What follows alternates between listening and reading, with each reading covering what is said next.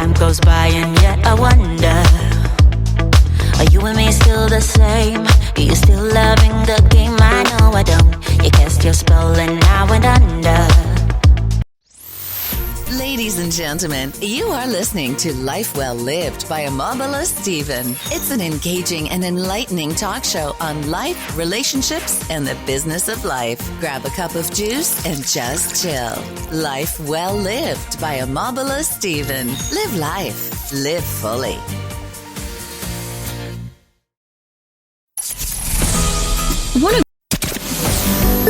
Welcome, everybody, to this week's episode. We really appreciate you joining us. This podcast really shows us how we can all learn, live, and thrive off of each other. By sharing our knowledge through our conversations, we will impart some knowledge whilst learning ourselves how to progress even further. Here is your host.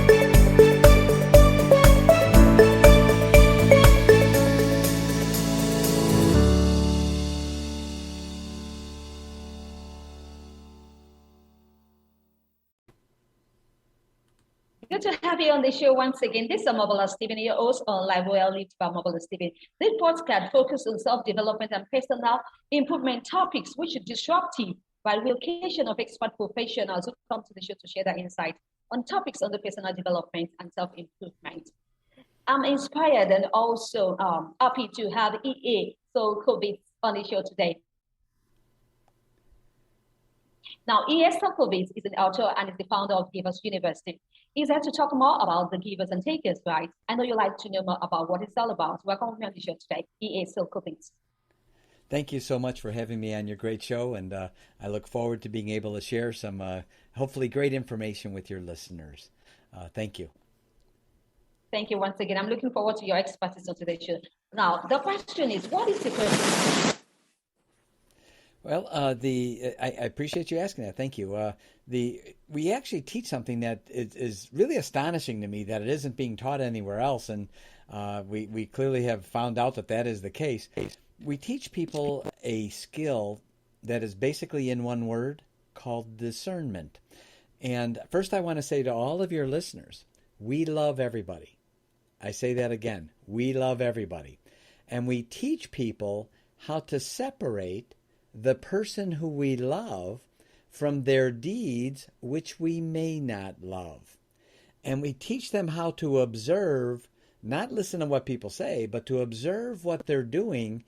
And we even do this by checklists, and we show them, look for these specific kinds of deeds. Watch them doing these things. And when you see them doing these deeds, you may want to now begin pulling them closer into your life, because we all ideally want to build a giver community around ourselves. Or if you see them doing other deeds, maybe you should discern and think about beginning to respectfully distance yourself, not rude or nasty, but respectfully begin to distance yourself from them, because if you bring them in closer into your life, they're going to make you collateral damage, and you're going to be stomping out fires not of your making, your stress levels going up. And I ask your listeners, think about all the times when your stress level goes up during the day. Think about the times you stomp out fires. There's one thing in common with all of those. There's a name attached to them. And we teach people how to discern in the relationships. Who should I have close to me and who should I not? Now, I emphasize, we love everybody. So what we do is we teach discernment of deeds. So when we say giver, we're not labeling a person. We're labeling giver deeds. When we say taker, we're not labeling a person. We're labeling taker deeds. So we teach people discerning in their relationships so that they can increase their productivity by having the right people around them and not have to waste so much time by having the wrong people around them, which we would identify through taker deeds. And we actually teach them this through checklists. We actually have genuine checklists. Go down this checklist, and when you see them doing these things, start to discern, should I bring them in closer or should I be respectfully distancing because of how they're going to impact my life? Right. Now you emphasize discernment. Now, is this all about spirituality, and how can we be able to discern? Well, discernment is all parts of our life. We need to learn how to all of us do learn how to discern more in our spiritual life, our physical life, the things we do physically.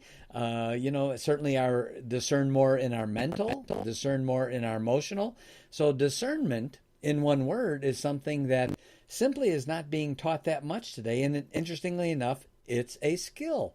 We can learn discernment, and when we become more discerning, we find that we actually have a greater control in our life because, as my business mentor taught me, he said, as you go through life, you want to always be responding, not reacting. He said, I'll use the example in the medical community. If someone's getting a treatment and they're reacting to it, that's not good. It's not a good treatment for them. If they're responding to the treatment, that means it's good. He said, so here's the key to that. Always have your intellect control your emotions, and you'll be responding. When your emotions control your intellect, you'll be reacting, and nothing good comes out of that. And through the skill of discernment and learning how to discern, we learn then how to do those kinds of things. Oh, right. So I like to ask this question. So what if we are not only givers but takers? Is there any big deal in that? I'm sorry, we broke up. I didn't hear the whole question. I apologize. I'm sorry. Okay. What if we are not only givers, right, but takers? Is there any big deal? Yes, we've actually done research on that. It's a great question. We've determined that about 20% of the population are givers. That means if you put them in any situation, it doesn't matter what it is, they will, in a short period of time, figure out a way to give to it, to give more to it, to invest more in it, to help it. It's like they're wired that way. Now, by contrast, we have the other extreme, which is 20%, and those are those that are wired as with taker needs. And you put them in any situation in a short period of time, they will figure out how to take from it. They will take from the situation spiritually, mentally, emotionally, monetarily. They're just wired that way. Now you say, well, that's 20% as givers and 20% as takers. In the middle, that 60%, we refer to them as fencers. The reason why is they sit on the fence. They act like givers when they're with givers, and they act like takers when they're with takers. They can be great relationships, but we need to manage them. Ideally, we want to have as many givers around us as possible so that our productivity goes up. A fencer can be very helpful. And also, that leads me into another point. When someone's a taker, or they're in taker mode, as we refer to it, they're not there eternally.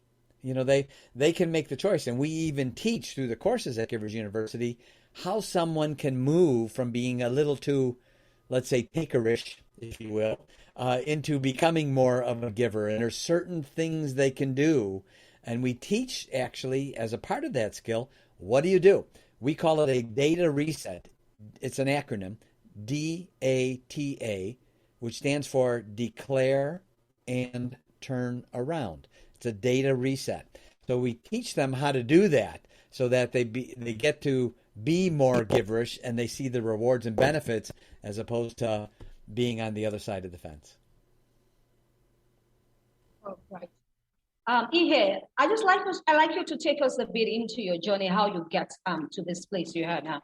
Can you share some insight with us and your personal experience? For sure.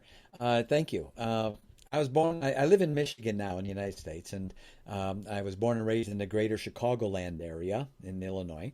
And my father was a milkman. Back then, milk came in glass gallons, and I remember getting up at 3 a.m. with my father, and I was 5 years old, and helping him on his milk route.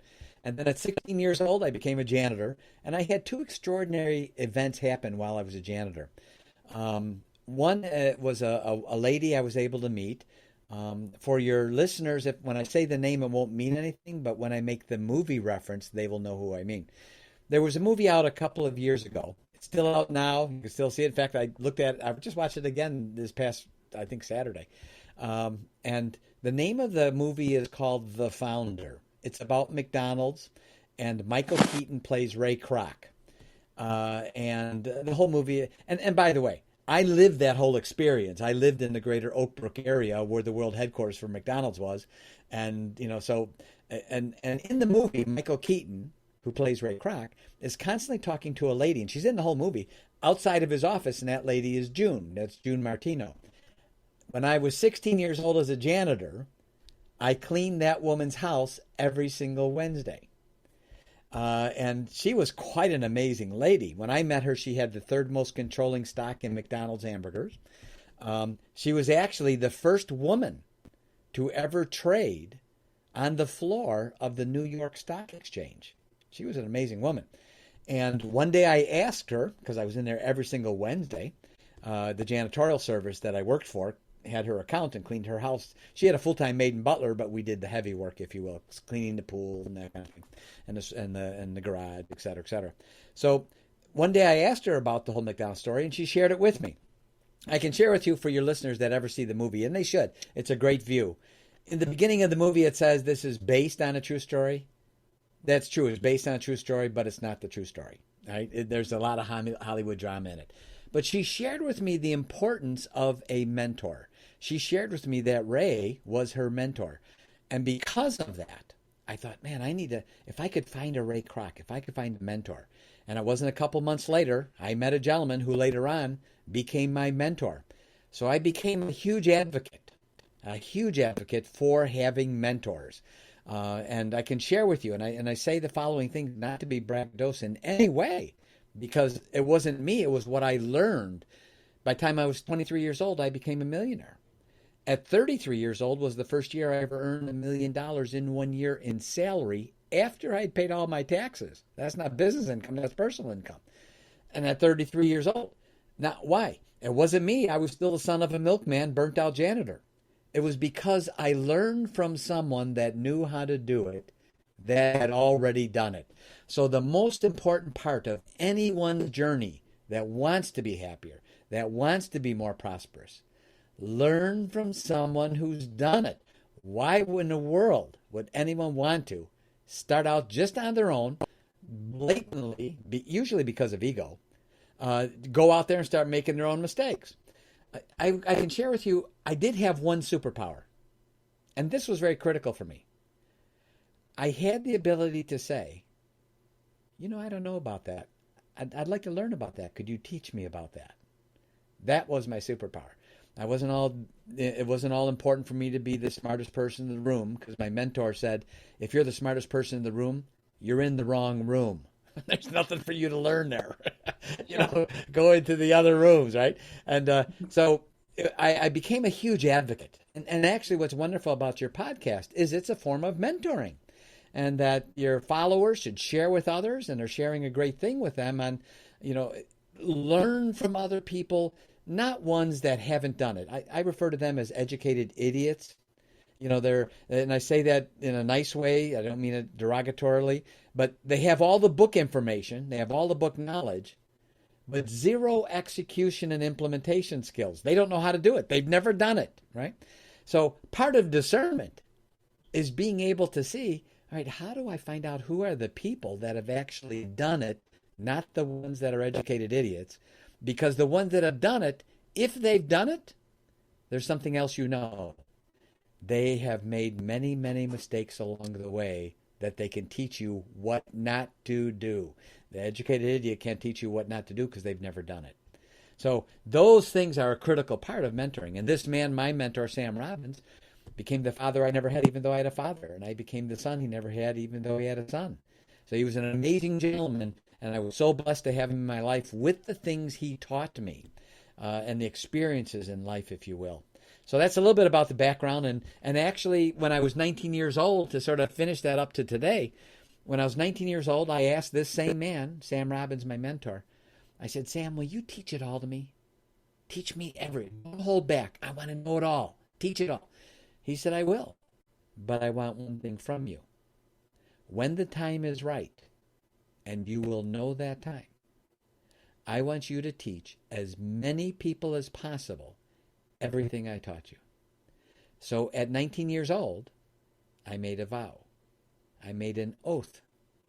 I made a commitment to my mentor that today has manifested itself as Givers University. I didn't make any of this up. We simply, as an organization, teach all the things that he taught me.